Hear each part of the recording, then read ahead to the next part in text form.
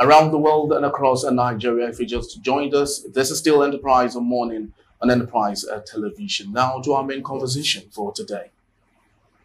The Federal Executive Council, FEC, has stepped down the memo on the new minimum wage for President Bola Ahmed Tinubu to engage in consultations with state governors and the private sector.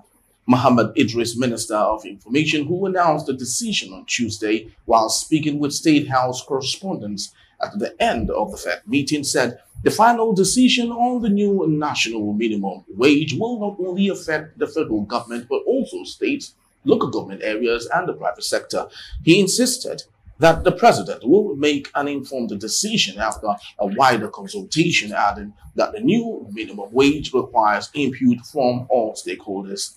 It's on record that over the past few months, the federal, state governments, organized labor, and the private sector have been negotiating on a new minimum wage, which at the last meeting of the Tripartite Committee on Minimum Wage, the organized labor rejected a 62,000 proposal by the government. It insisted rather on a 250,000 naira as the living wage, but which the federal government had asked the labor unions to demand a more realistic and sustainable minimum wage. Very true. But ladies and gentlemen, are we about to witness yet another showdown if the federal government sticks with 62,000 naira? Let's have a sit down. Our guest today to do justice to this very sensitive but very important news story is Dr. Olushola Ganiyu, a tax consultant. Good morning to you, sir.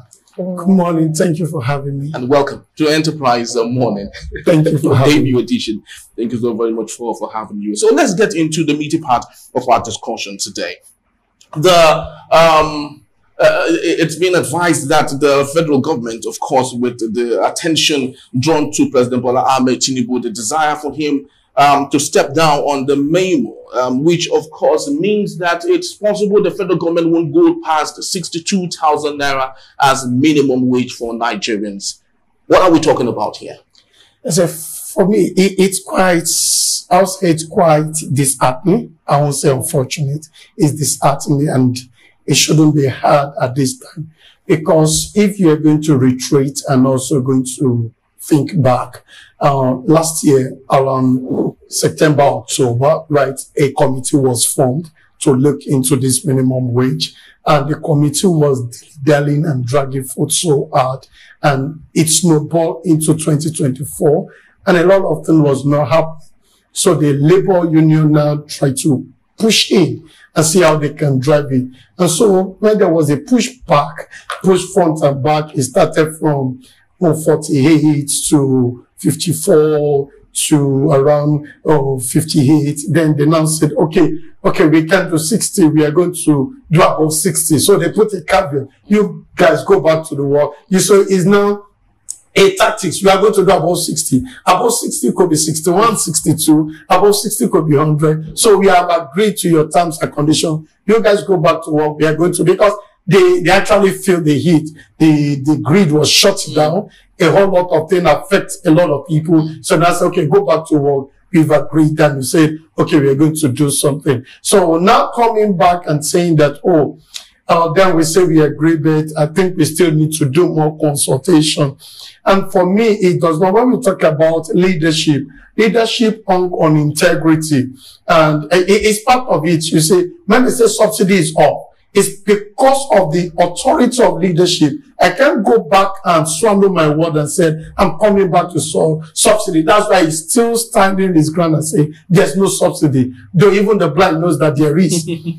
So even the leaked memo shows that even what is being paid as subsidy, it's more than what used to be. What we used to be when there was no even subsidy. So the question is that, so for you to have said that, you should be able to still stand your ground as a leader, to say that, okay, we are going to look how we are going to go around it, not coming and saying that, we're going back to the drawing board. And we also have a precedent.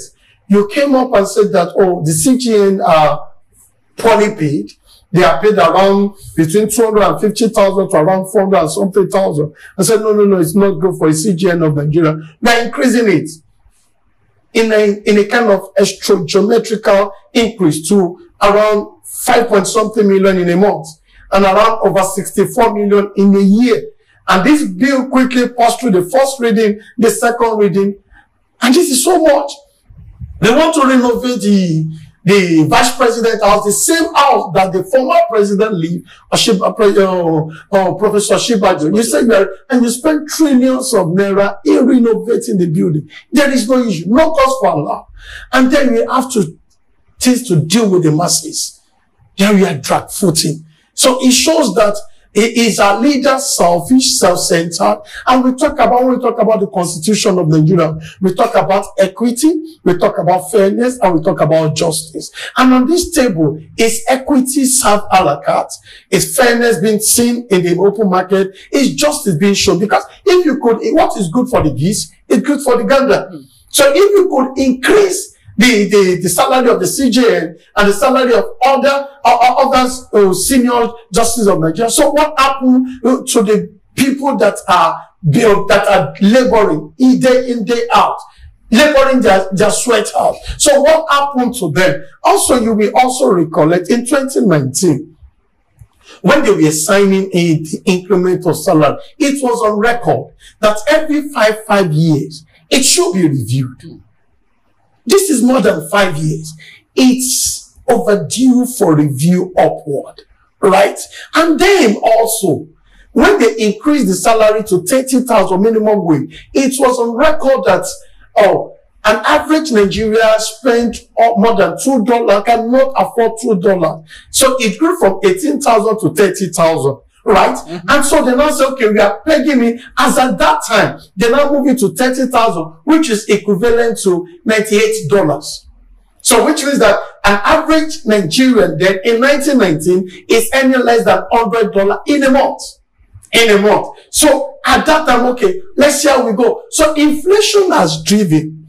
As we speak, $1 to a naira is above 1,500. So if you want to follow that parameters, and we are talking about statistics, if we want to follow that parameter. So we are now saying that even if you are staying at that $98 and we are not taking a move, then let's move in line with the current economic situation. What is online current economic situation? $98 converting it to Nigerian naira, it's around 147,000 naira. So apparently the minimum wage, if, let's say, all things being equal, statutory peribles, the minimum wage let's try back to 2019. If 2019 is post to this day, minimum wage should be 147,000 naira, equivalent to the current dollar. So what are we talking about? But also, for me, it's not that I'm a fan of this total increment. The question I also talk about labor. Labor should fight something reasonable, right? We are not even talking about the figure. Our inflation rate is driving so fast, over 33%. Over 33%, 33.9 something percent, right? Which is the highest in the world. Double digits, right? And so, the main thing, we are focusing on the minor, and we are focusing on the minor and ignoring, we are focusing on the minor and ignoring the major. The major is what we call something tax base in my line of work. What is the function of, if we increase this to what will be the ripple effect? Exactly. The major base is that the food inflation is one of the highest things. An average Nigerian cannot even afford buying a yam. A friend travel to Ekiti, even Ekiti, a city of yam, they can't even get yam to pound yam. Right? They are hitting Semo in Ekiti. There was a time I traveled to Oyo State in Ibadan. You saw some small yam like this. You can consume 1 or 2 of those yam, and they put 6 together and they call it 9,000. Wow. So now we are driving it to this now. So the question is that the basis, should we go to basis? Even if they increase it to 147,000 and they're still buying fuel is over 600,000, 600 naira per liters, right? Per liters. And we also have electric power supply. They're going to bought car. Even if they're not doing generator, they will do I pass my neighbor generator. So all these things will still have, it will still have ripple effect. So what the labor should find is that, oh, we've seen a leaking memo. Let's go back to what we buy for. Let's go back to 250 naira per liter. So that's where we help to save so much amount of money. And do not forget, it's not only civil servants that are plowing the market. We have assets, I think 2019, 2020, the inflation rate the unemployment rate is around 33 point something %. And which equivalent, when we drop it down, it shows that those people that are employed, that are fully employed, they are less than 47 million. And then our population is around 200 million. Now we've grown to 217 million. And unemployment rate has grown. Almost like 6 multinational companies have left the shore of Nigeria. And there was a time, even Shell, that one of the first founding father of oil in Nigeria, in Olobiri, they left. And they downsized over 5,000 staff.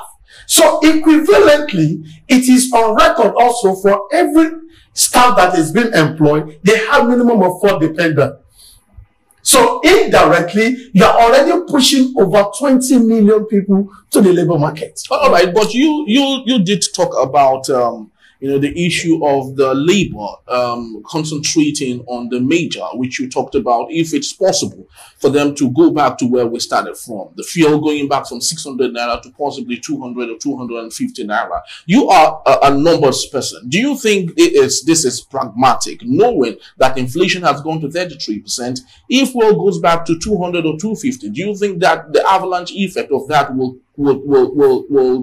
drive down the inflation rate in Nigeria? In all sincerity, what actually drove the inflation rate, it's the first statement in office that subsidy is gone.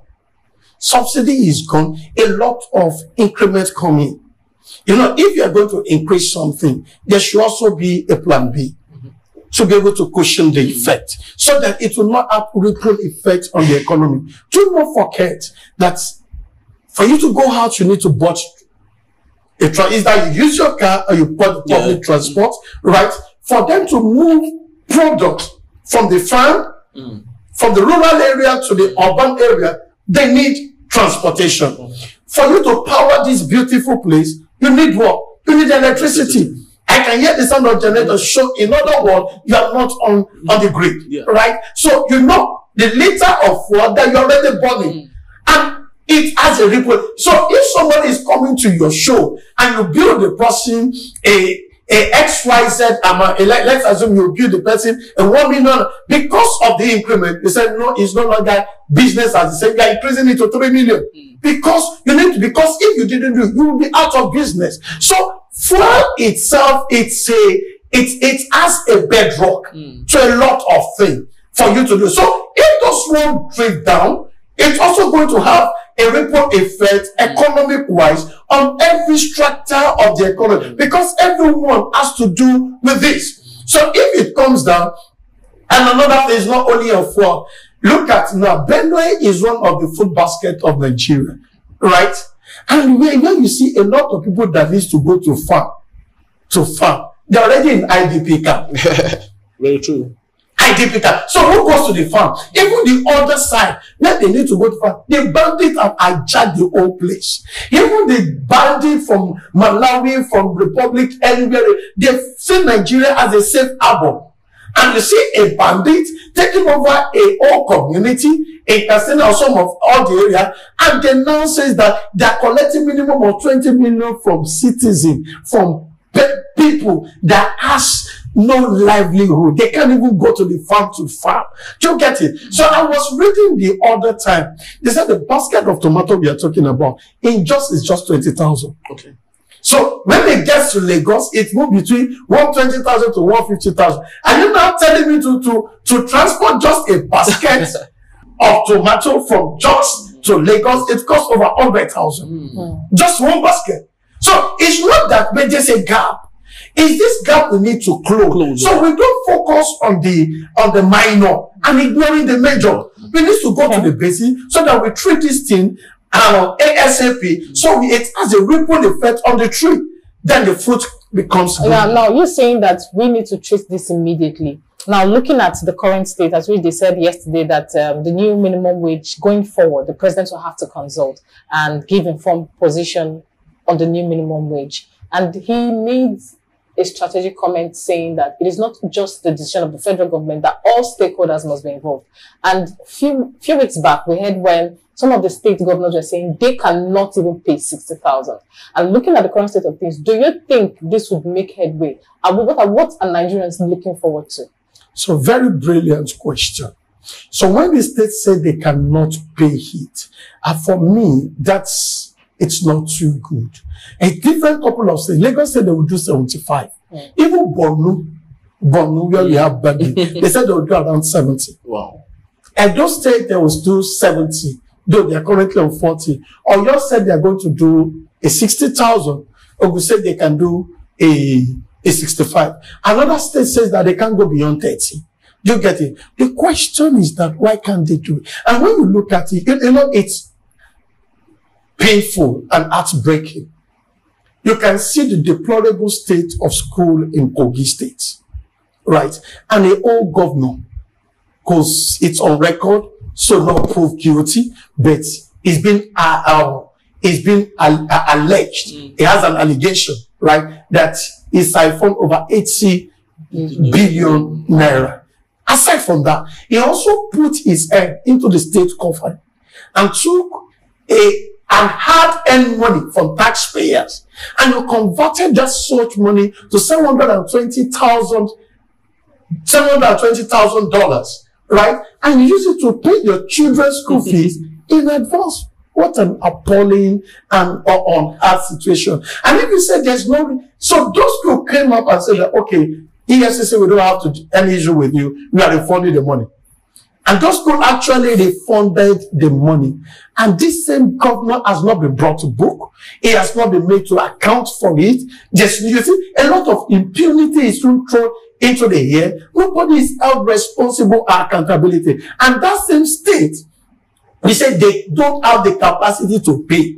And one person can have even in the next 5 years, that 80 billion cannot be exhausted in paying staff salary. In the scheme of things, that 80 billion, if it's been actually confirmed that it is stolen, the civil servant in that state cannot exhaust that money in paying all the civil servants. And so one person just enrich himself, right, with that money. So the money, right, consultation has to do. The money, my challenge there, being a finance person, the money has the tendency of triggering inflation. Okay. Right? Because take for instance now, we have, let's assume that these 3 cups, they're yam. We have 3 yam, and 10 people wants to buy this yam. And this yam is actually 1,000 per each. So 8 of us ignore the yam. 8 of us ignore the yam. Only 3 people go for the yam for 1,000. Because 8 of us couldn't afford the 1,000. Suddenly, we have 2,000. And we've been eager to eat yam before. Are we going to go for the yam or not? We will go for the yam. And so the yam seller now automatically see that, oh, 6 people are coming for this yam. And we only have 3 yam. What should we do? We are increasing the yam to 3,000. So the people with 2,000 automatically say that they can't afford. So the 3,000 increase. So automatically it will now become more money is in the circulation pursuing few goods. And this is the easing of inflation. If there is more money in circulation pursuing few goods, that is what we call inflation. So that's why I said that it's not about making so much money available. Because so much money available is also relative. If I have 30,000 and it's equivalent to $98 there, and you are increasing it to, let's assume 60,000. 60,000. And 60,000 is not even up to $98 now. So which means that I'm not even at where I was in 2019 in terms of purchasing power. Because if as of 2019, 30,000 is equivalent to $98, right? And you now double it to 60,000. And you now see that, and as at that time, it is 306 naira to $1. And now we have 1,005 to $1, which means that it has more than 5 times. So all these parameters needs to be looked into and to be considered, not about the increment of the minimum wage, but about the fundamentals in which the purchasing power itself can purchase at the market. It's not that you are taking people back to where they were, but you are making life better off. Yeah, very apt. And I would have loved to go on and on. And you know, yesterday, Nigeria Employers Consultative Association (NECA), a CSO group, you know, held a press briefing and told or directed, passed a memo asking the president not to go beyond 62,000 naira, because they felt that if he does that, lots of people might not be able to pay up. Private, local governments, and so on. I would have loved you to take on that, but just because of the time we do not have, I would love to, you know, have a wrap on that. I would love to say thank you to you, Dr. Olushola Ganiu, for being part of our show. It was really indeed an interesting conversation with you. Thank you for having me. Thank you so very much.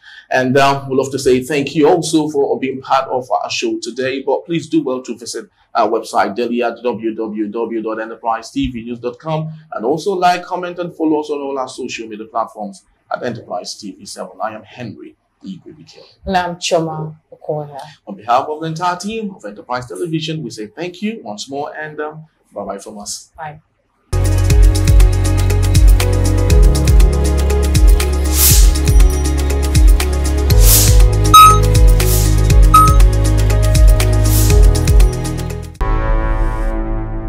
Enterprise TV, a tradition of truth.